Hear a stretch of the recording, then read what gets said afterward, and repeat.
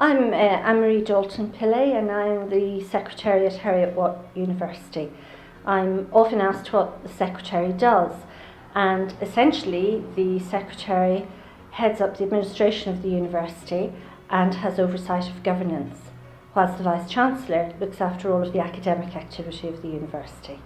By profession, I'm a Chartered Secretary and my higher degree is in corporate governance. I didn't come to my profession in the usual way. I qualified much later in life than most undergraduate students do. I received my qualification in my late 20s, having worked in industry for a number of years and realised that being a Chartered Secretary was what I wanted to be. I was, in my family, the first generation to go to university, and that's something that I'm incredibly proud of. The word secretary is a very interesting one because it's not necessarily gender associated.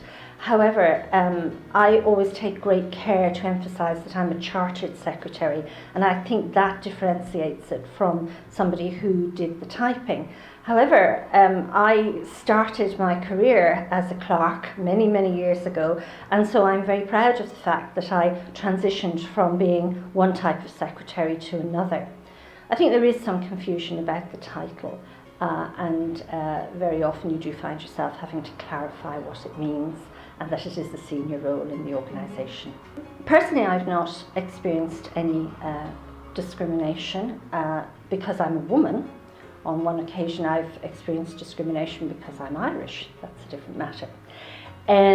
But I think I've always gone to great lengths to give males and females equal opportunity when I'm making appointments, and when you're in a position of influence and you can do that, I think it's very important that you construct appointment panels in a fair and equitable way, and that you do in fact balance teams with both male and female representation. I'm not a fan of quotas. I think with a really strong effort you can achieve the necessary balance. And at Heriot Watt, I'm very proud of the work that we've done in this respect. Let me give you an example.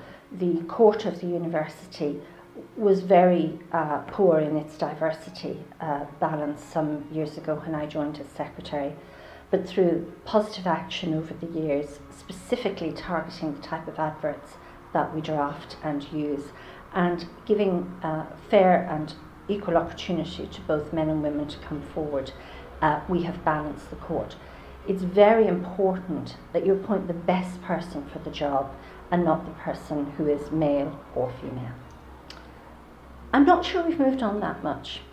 I think things are marginally different. I think they're marginally different because women are now coming into some of the previously male-dominated professions much earlier. University, of course, gives this type of opportunity, and we see many more girls coming into science and engineering, for example, than we did many decades ago. And so it's that impact filtering through and that resulting in a different diversity at the senior levels of organisations.